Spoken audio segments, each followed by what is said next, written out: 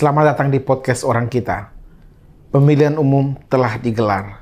Hasilnya masih terus dihitung di proses Komisi Pemilihan Umum dan akan ditetapkan hasilnya sekitar 20 Maret 2024. Namun, hasil quick count, real count untuk beberapa persen sudah terungkap siapa pemenang pemilihan umum, baik itu Pilpres, pemilihan legislatif DPR RI, DPD RI, DPRD Provinsi, dan DPRD Kabupaten Kota.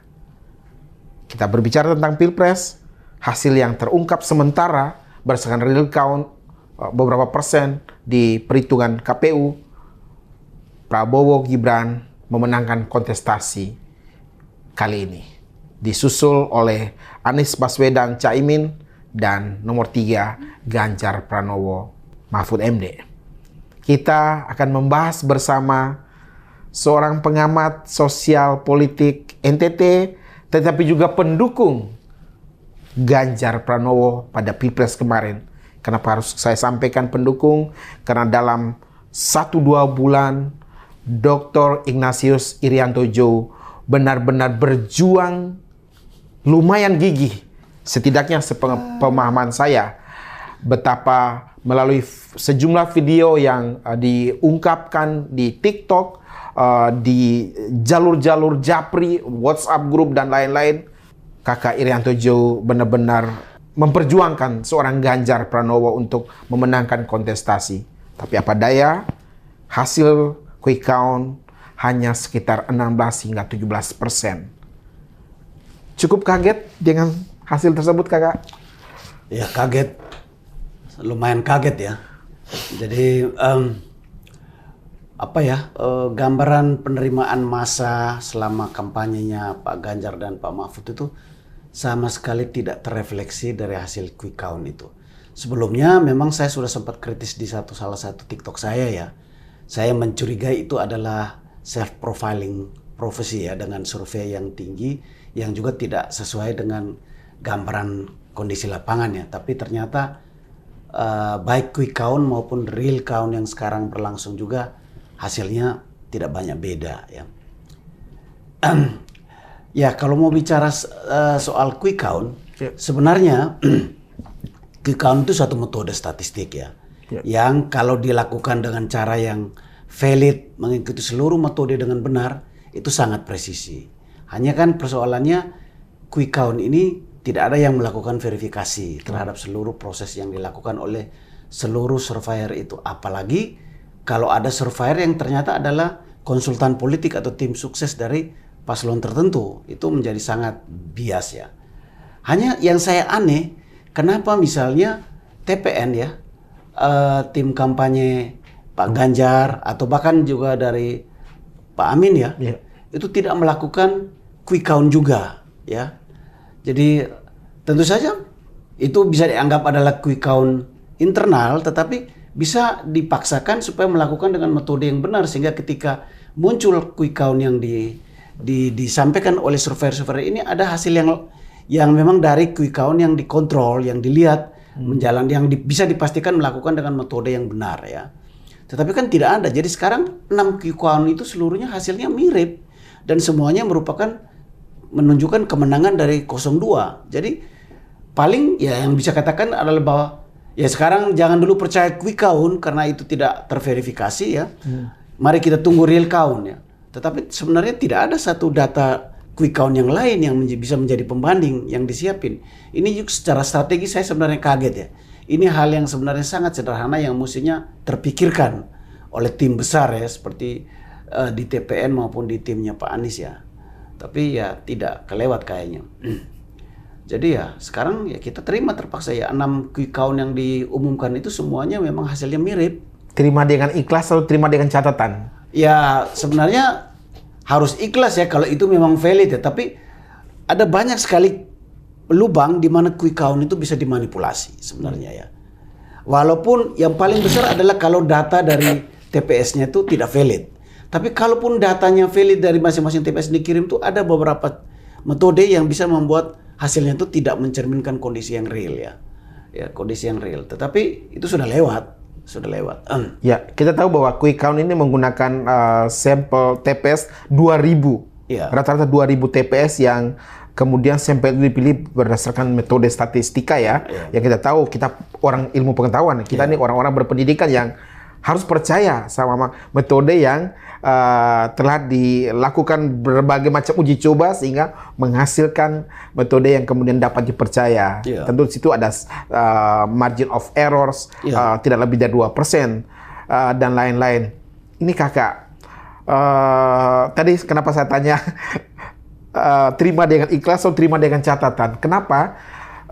Cukup banyak yang berpendapat di luar sana bahwa ini bagian dari kecurangan masif TSM tersebut, di mana bahwa langkah-langkah sebelumnya misalnya melalui bansos sekian triliun, kemudian bagaimana cawe-cawe yang seorang presiden, ini pandangan-pandangan cukup banyak mengemuka ya, kemudian bahkan tergambar dengan cukup rapi dalam film Dirty Vote yang tayang 4 hari sebelum pencoblosan, itu menggambarkan bahwa upaya-upaya yang kemudian memang pasti menang 02. Bagaimana, kakak? Ya, nah itu Dirty Vote itu film yang lumayan komprehensif ya, tapi dia narik jauh ke belakang ya, sampai ke proses di Mahkamah Konstitusi segala, yang sebenarnya proses politik ini udah berjalan dan perlawanan itu tidak tuntas ya, bahkan misalnya beberapa isu yang sebenarnya juga sangat sentral itu tidak terlalu tegas dilemparkan oleh yang melawan ya, misalnya isu bahwa agenda majunya Gibran ini adalah merupakan plan B dari agenda 3 periode dan bahwa Presiden sendiri yang menghadap Ibu Mega untuk meminta periode itu. Ini kan opini ini pun ternyata dibantah oleh Puan Maharani sendiri bahwa tidak benar itu, dan Ibu Mega sendiri tidak pernah keluarkan statement apa benar Pak Jokowi pernah menghadap beliau kapan meminta 3 periode itu. Jadi seluruh perlawanan itu buat saya tidak tuntas ya. Jadi dia berjalan terus. Jadi seluruh proses politik itu berjalan terus ya. Sudah keluar istilahnya pelanggaran etik ya, tetapi dianggap keputusan hukumnya tetap final, binding ya, mengikat. Nah itu juga perlawanan kan tidak tuntas ya, diterima aja dah. Makanya seluruh proses politik itu yang berusaha ditunjukkan oleh Dirty Vote itu, buat saya sih sudah lewat ya. Kita ini perlawanannya tidak pernah tuntas, dan sekarang kita mesti lihat pada proses pencoblosan dan perhitungan. Dan di sana mungkin istilahnya kecurigaan adanya kecurangan itu memang masif ya, terlihat. Yang paling kencang itu sebenarnya soal Sirekap. Ya Sirekap ya sebenarnya. Jadi oleh karena itu buat saya juga sangat aneh kalau sampai sekarang KPU masih menolak adanya audit forensik terhadap Sirekap. Seharusnya itu dipaksaan, bila perlu Presiden yang memerintahkan KPU untuk membuka diri supaya Sirekap ini diaudit forensik. Karena ini kita butuh kepercayaan publik ya. Publik harus melihat benar gak Sirekap ini bermasalah ya. Jangan sampai ini cuma rumor ya. Harus dibuktikan. Jadi bila perlu didemokan cara kerja Sirekap sebelum diaudit, didemokan.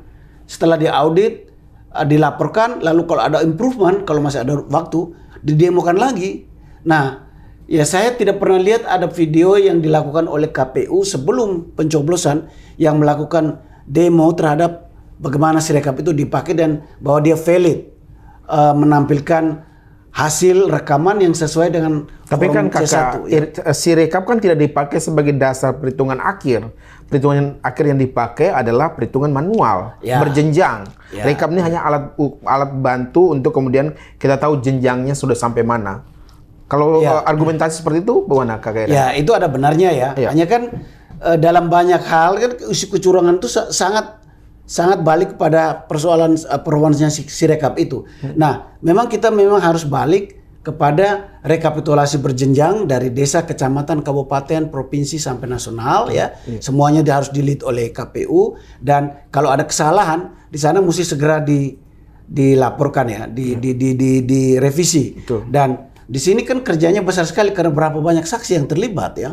Dan ini apakah KPU dan seluruh partai-partai siap dengan saksi-saksinya, itu juga satu hal yang juga kita tunggu ya. Tetapi lucu juga kalau misalnya Sirekap itu tidak menentukan apa-apa padahal investasinya katanya lumayan besar dan bahkan servernya ini juga satu hal yang perlu catatan samping dari pelaksanaan Pilpres ini ya. Mengapa hosting dari Sirekap ini diletakkan di luar negeri, di perusahaannya Alibaba ya.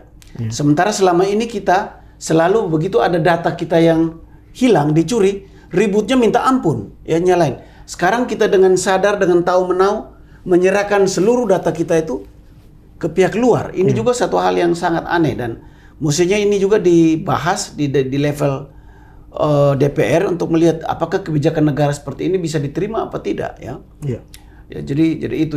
Jadi kembali ke pertanyaannya Ferdi tadi ya, memang benar Sirekap tidak menjadi acuan final ya, tetapi Sirekap itu sudah terlanjur membuat publik ini gaduh.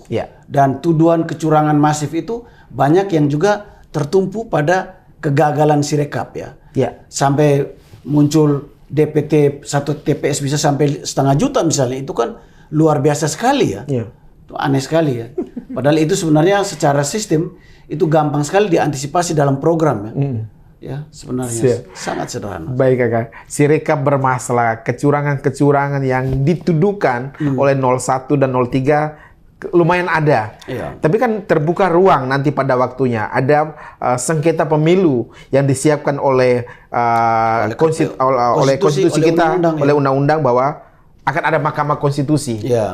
Kakak Irianto percaya mekanisme-mekanisme tersebut bagian yang bagus untuk demokrasi dan bagus untuk demokrasi kita? Secara prosedural itu sudah benar ya, secara prosedural. Tetapi secara substantif tentu saja kita punya catatan lah.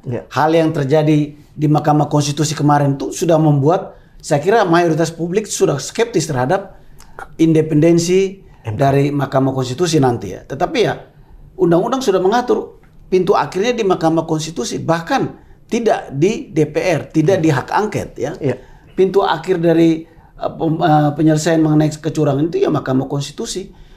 Walaupun hak angket sekarang lagi ramai digulirkan ya, itu tidak akan punya otoritas, punya kewenangan untuk merubah hasil Pilpres. Paling dia menjadi, kalau itu ada keputusan di dalam hal angket itu, hak angket itu, pelaksanaan, dia hanya menjadi salah satu alat atau bukti di Mahkamah Konstitusi nanti. Putusan akhirnya ada di Mahkamah Konstitusi karena konstitusi kita yang mengaturnya seperti itu. Jadi ya, nah kembali ke pertanyaan tadi, terus terang aja saya agak skeptis ya untuk percaya bahwa Mahkamah Konstitusi akan benar-benar independen ya. Jadi dari awal sudah bermasalah, sudah memihak ya.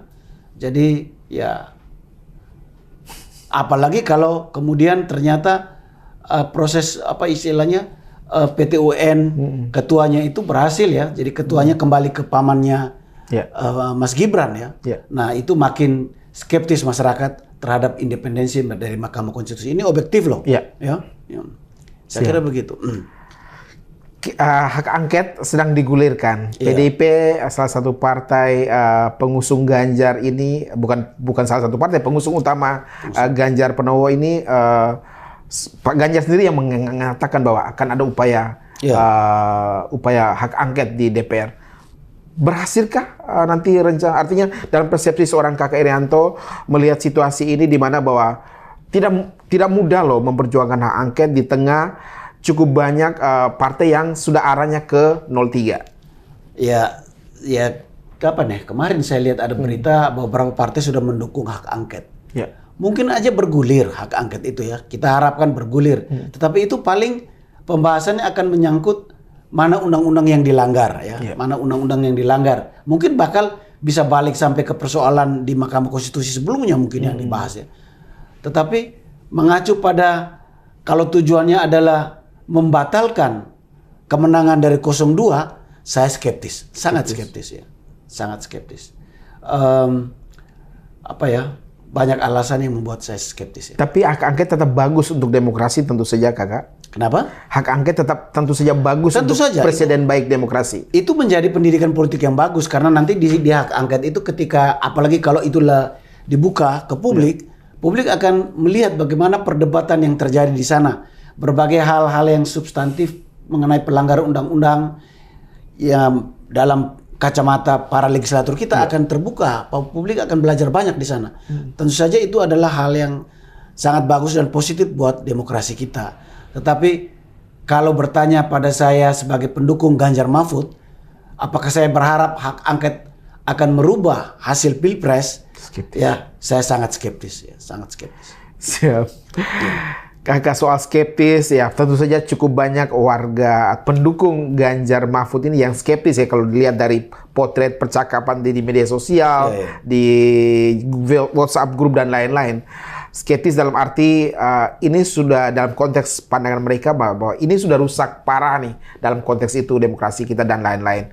Pertanyaan selanjutnya Kakak Irianto, ini PDIP hanya mendapatkan sekitar 17-18%. Ganjar 16%. Masuk akalkah malah partai lebih besar dari seorang Ganjar, sedangkan yang memperjuangkan Ganjar ada beberapa partai lain. Lalu ada faktor Mahfud MD. Terkesan ini partai lain tidak bekerja atau justru ini seperti apa? Ya, itu memang agak aneh sih ya. Ya. Saya kebetulan tadi coba cek ya data-data lama. Saya lihat di sini ya misalnya dari Pileg 2004 PDIP itu 2004 dia dapat 18,5%. Iya. 2009 14% turun jauh sekali. Iya. 2014 masuknya Pak Jokowi naik 18,95%. 2019 naik jadi 19,33%. Jadi angka 17% itu sebenarnya selisihnya tidak jauh-jauh banget ya. Dia lebih tinggi dari 2009 14% waktu itu, tapi dia lebih rendah dari 3 tahun yang lain ya. Tapi 17% itu selisih tidak jauh-jauh banget ya. Itu kemungkinan suara-suara militannya PDIP yang tetap setia pada PDIP. Tapi benar bahwa ini aneh karena sebenarnya dalam pemilu-pemilu sebelumnya suara Pilpres itu selalu lebih tinggi daripada suara Pileg ya. Jadi di 2004 misalnya Megawati maju itu waktu itu 2 putaran. Putaran pertama dapat 22%, putaran kedua dapat 39%. Jauh di atas 18,5% dari suara Pileg ya. Begitu juga 2009 itu ada 3 pasang waktu itu yang maju 1 putaran, tapi itu Megawati waktu itu dapat 26,8%. Jauh di atas suara Pileg 14% ya. Apalagi 2014 ketika Pak Jokowi maju ya. Itu 53% di 2014, jauh di atas 18% di Pileg. Dan 55% di 2019, jauh di atas 19%. Karena hanya 2 calon. Karena hanya 2 calon, betul. Nah, sekarang ini aneh. Pilpresnya, ya kalau dilihat dari data terakhir ketika suara masuk 75% di real count, itu angkanya di 17%. Ya. Sama dengan angka di Pileg ya. Angka di Pileg yang baru masuk 57% tadi saya cek, itu di 17% juga. Ya ini agak aneh, apalagi tadi Pak Ferry mengatakan bahwa justru suara Pileg lebih tinggi ya dari suara Pilpres ya. Betul. Kalau itu sangat aneh. Karena di hitungan-hitungan awal itu 16% untuk Ganjar, PDIP sekitar 18%, 17%. Jadi artinya di mana faktor Mahfud, di mana faktor partai P3, Hanura, Perindo. Meskipun kita tahu bahwa ketiga partai tersebut juga agak berdarah-darah juga hasilnya. Ya, itu memang agak aneh ya, dan ini yang membuat memang sebenarnya kecurigaan adanya kecurangan itu agak valid ya. Agak valid. Jadi memang sebaiknya KPU dan seluruh pihak itu benar-benar teliti ketika melakukan verifikasi atau rekapitulasi berjenjang itu. Dan suara-suara saksi yang benar-benar hadir di situ harus diperhatikan. Jika tidak, ini bisa sangat berbahaya ya, karena psikologi massa itu sulit sekali dikontrol kalau sudah marah ya.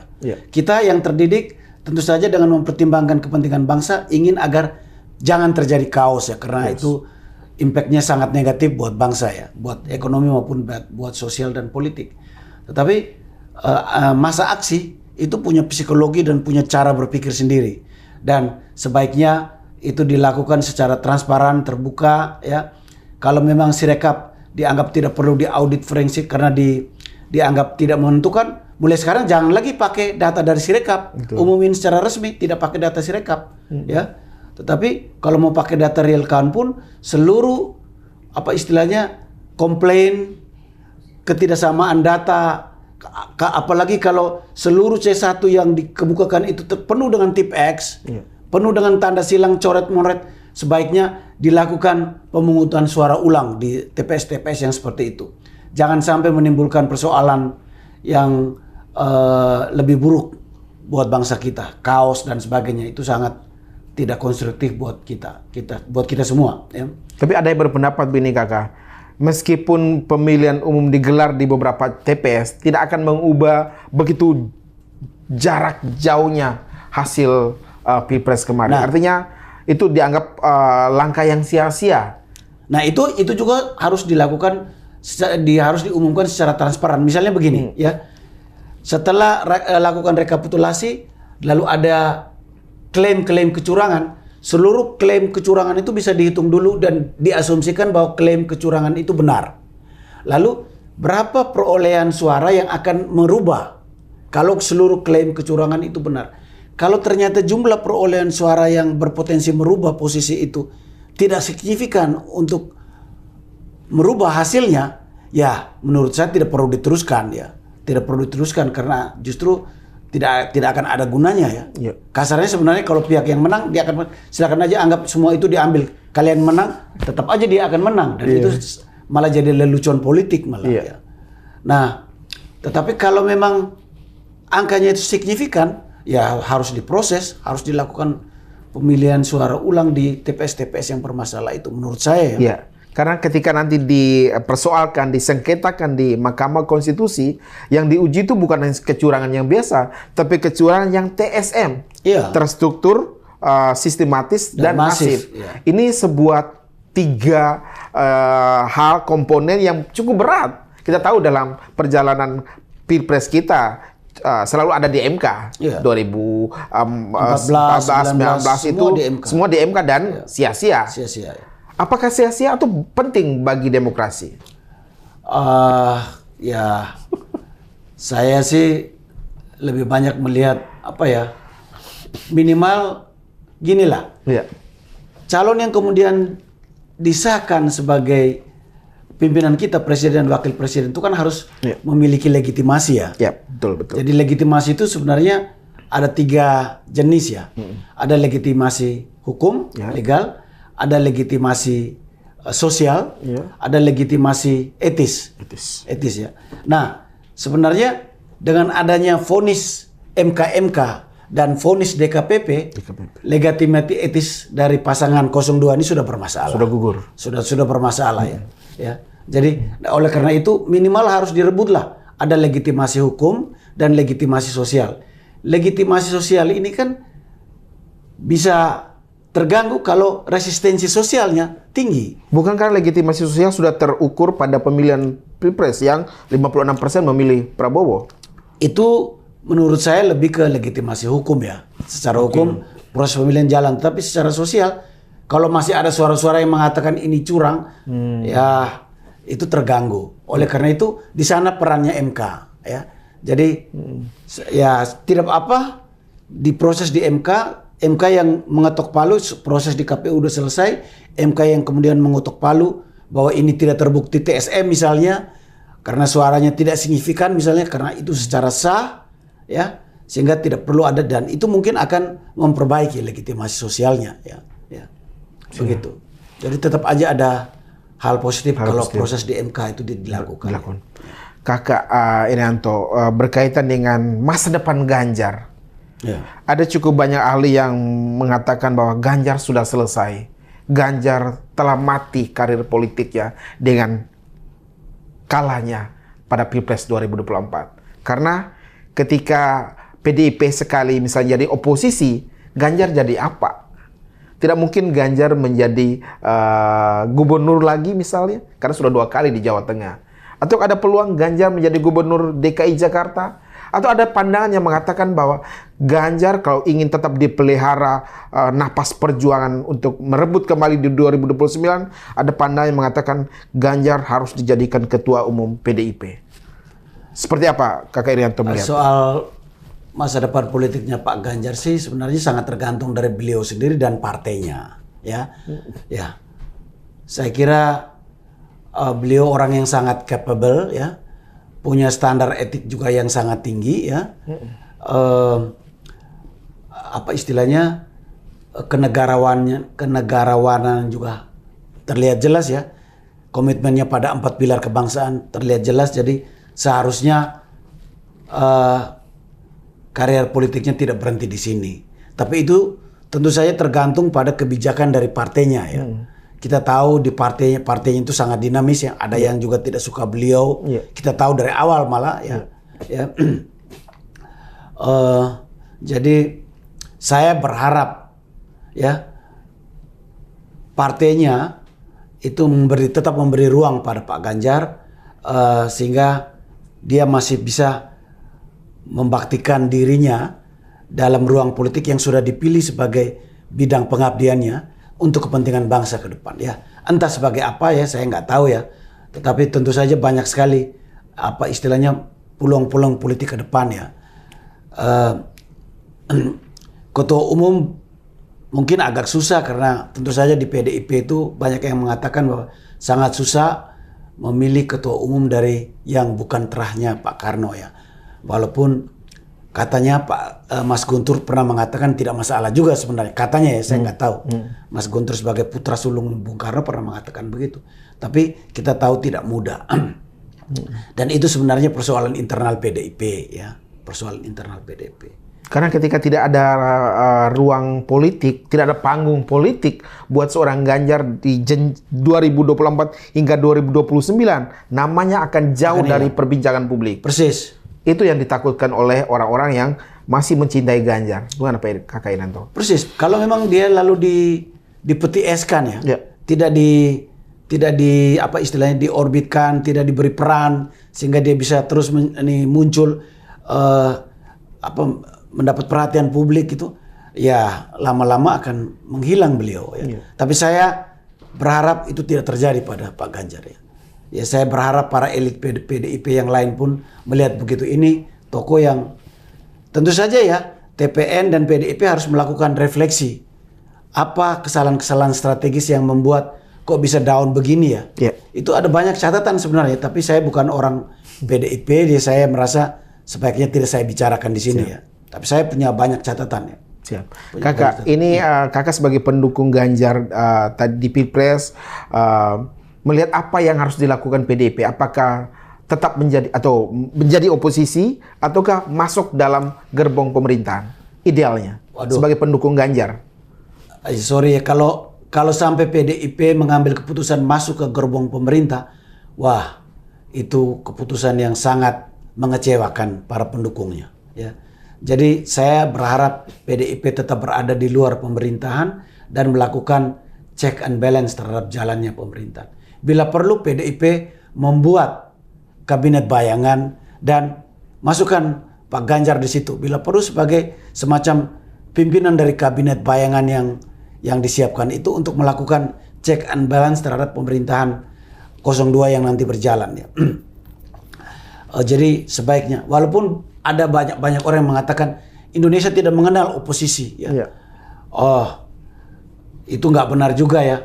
Yang menganut presidensial itu banyak negara ya, termasuk beberapa negara di Amerika Latin. Di sana juga ada oposisi, jadi nggak benar juga mengatakan bahwa presidensial tidak mengenal oposisi ya. Banyak sekali apa istilahnya penyesuaian yang prinsipnya tetap aja dibutuhkan ada check and balance di dalam satu sistem pemerintah apapun, baik dia menganut parlementer maupun presidensial ya. Artinya Kak Irianto mau menyatakan bahwa kalau PDIP nekat bergabung dalam gerbong pemerintahan Prabowo Gibran, para pendukungnya sangat-sangat kecewa dan akan sangat kecewa dan akan mempengaruhi kontestasi di 2029. Oh iya pasti. Siap. Kakak, kita ke NTT. Oke. NTT adalah salah satu basis dari partai PDIP ya. Kalau kita lihat dalam perjalanan dulu bahwa Partai Katolik yang juga adalah basis di NTT itu kemudian fusi ke dalam PDI dan PDI menjadi PDIP. Sehingga kemudian NTT dianggap salah satu wajahnya PDIP. Tapi dalam Pilpres kemarin jungkir balik. Prabowo tetap unggul di NTT. Gimana Kakak Irianto? Rakyat NTT sudah memilih sudah memilih, dan saya melihat pengaruh yang paling kuat justru pengaruhnya Pak Jokowi ya. Dan ini salah satu yang sebenarnya bagian dari kekeliruan strategi yang diambil oleh TPN. tim TPN ya. Ada momen-momen di mana Pak Jokowi diserang secara brutal dan itu sebenarnya kontraproduktif ya. Kalau menurut saya sih di NTT itu Pak Jokowi itu paling sering ke NTT ya. Lebih dari 12 kali. Iya, dan kedekatan dia, rakyat melihat dia itu benar-benar sebagai satu figur yang sangat dikagumi, sangat diteladani dan sangat didukung ya. Dan ini sulit sekali dirubah dalam waktu yang sangat singkat ya kemarin ya. Nah, propaganda yang dikemukakan mengenai politik dinasti dan sebagainya terlihat sekali tidak efektif buat rakyat di bawah ya. Rakyat di bawah hanya melihat bahwa loh, Jokowi datang ke sini, dia masuk rumah kami ya, rumah buruk dia masuk, dia salaman dengan kami ya. Dia ya begitulah, dia membangun di sini banyak sekali, jalan jadi bagus, bendungan ada di mana-mana. Ada katedral yang mewah di Kupang ya. Sehingga orang-orang di Kupang bilang, dia pun anak itu tidak ada beda dengan bapak, pasti sudah kita pilih sudah pak anak. Pengaruh Jokowi sangat kuat dan itu salah satu yang membuat rakyat NTT memilih, kalau tidak salah 58% juga Prabowo Gibran mendapat suara di sana ya, di NTT. Jadi kekuatan seorang presiden itu Jokowi. kekuatan dari seorang tokoh Jokowi ya. Sebenarnya sih PDIP sendiri kalau mau melihat ya 2014 2019 mesti sudah melihat, bukan hanya soal apa istilahnya apa rating, approval ratingnya ya, bukan hanya itu ya, tapi dari sebelumnya bagaimana perbandingan suara Pileg dan suara Pilpres ketika Pak Jokowi masuk itu sudah bisa melihat banyak sekali orang mendukung Pak Jokowi tetapi tidak memilih PDIP, dan itu mestinya diperhitungkan benar ya. Apalagi approval rate-nya terakhir itu sangat tinggi. Saya pernah mengeluarkan tulisan entah di mana ya. Saya waktu itu mengirakan dia tetap turun approval rate tapi paling di angka 70%. Ternyata sampai dengan hari-hari terakhir masih 80%. Itu artinya rakyat masih sangat setia pada beliau ya. Ada teman saya yang mengatakan, yang pendukung Pak Jokowi mengatakan, Pak Ir, rakyat tuh tidak peduli. Dia bilang, buat apa taat pada aturan segala macam itu kalau tetap korupsi dan tidak membangun, tidak mensejahterakan rakyat. Makanya orang lebih memilih Jokowi, ya sudahlah, politik dinasti aja. Yang penting rakyat mendapat manfaat dari pekerjaannya dia. Itu logika sederhananya rakyat ya. Jadi rakyat punya logika tersendiri dibanding dengan para pemikir. Logika elit. Itu logika elit dan logika rakyat itu memang kelihatannya tidak nyambung. Mungkin bisa nyambung kalau waktunya panjang ya. Artinya ada literasi yang ada proses literasi yang bisa berjenjang dengan strategi yang baik ya. Nah, kalau strategi yang dipilih juga tidak pas, waktunya pendek, ya logika rakyat bertahan cukup lama, dan di sanalah peran Pak Jokowi menentukan kemenangan Prabowo. Ya. Walaupun tentu saja secara hukum, secara undang-undang kita kecewa ya sebagai presiden, dia dengan tegas menyalurkan dukungannya secara telanjang seperti itu, bahkan menggunakan dana APBN lewat bansos dan BLT sebagai instrumen kampanye. Itu satu hal yang sebenarnya itu kan pandangan para pendukung Ganjar. Kalau para pendukung Prabowo itu melihat bahwa itu hal yang lumrah seorang presiden menggunakan kekuatan instrumen APBN untuk menjalankan tugas-tugas sebagai presiden. Menyalurkan bansos adalah salah satu tugas presiden. Iya, tetapi menyalurkan bansos pada saat yang sama mengajukan dua jari itu satu hal yang tidak konsisten sebenarnya. Ya minta maaf ya Pak Presiden ya, Anda tidak konsisten dalam hal ini. Siap. Menarik Kakek Irianto. Sudah terjadi. Ya, sudah terjadi. Sudah terjadi. Apa kira-kira yang perlu dilakukan para pendukung Ganjar, para pendukung Partai PDIP dalam hari-hari ini menuju Oktober 2024? Ya, hidup harus tetap berjalan kan, masing-masing pribadi kita kan tetap kerja nih. Tetap bekerja, komunitas tetap melakukan kegiatannya, tetap harus berjalan. Kalau secara nasional, ya kalau pasangan 02 sudah valid diputuskan oleh Mahkamah Konstitusi, KPU lalu Mahkamah Konstitusi, dan diumumkan sebagai pemenang, disahkan di MPR, ya seluruh rakyat harus mendukung, harus taat ya. Dan kita semua berharap bahwa seluruh agenda janji-janji kampanye yang realistis dan rasional yang dikemukakan itu tetap berjalan dan semua harus mendukung itu ya, karena toh akhirnya kepentingan bangsa di atas segala-galanya ya, di atas segala-galanya. Jadi ya saya kira itu yang saya harapkan. Jadi tetap aja ya selamat bekerja kalau itu terjadi. Selamat bekerja buat Pak Prabowo dan Mas Gibran dengan seluruh kabinetnya. Semoga memilih orang-orang yang benar-benar profesional, punya integritas dan benar-benar mencintai rakyatnya dalam bekerja ya. Dan satu hal, tolong berantas benar-benar korupsi seperti yang dijanjikan. Itu penyakit paling parah dari kita ya. Nah, seingat saya Prof Mahfud pernah mengatakan data yang ada di Menko Polhukam yang dia kumpulkan adalah ada angka 700 triliun yang merupakan penyimpangan. Tolong itu di follow up. Itu saya anggap hal yang masih harus di follow up ya. Kalau itu bisa dibuka, itu akan menjadi hal yang sangat melegakan kita semua dan menjadi contoh apa istilahnya buat para koruptor yang lain supaya tidak mengikuti. Ya.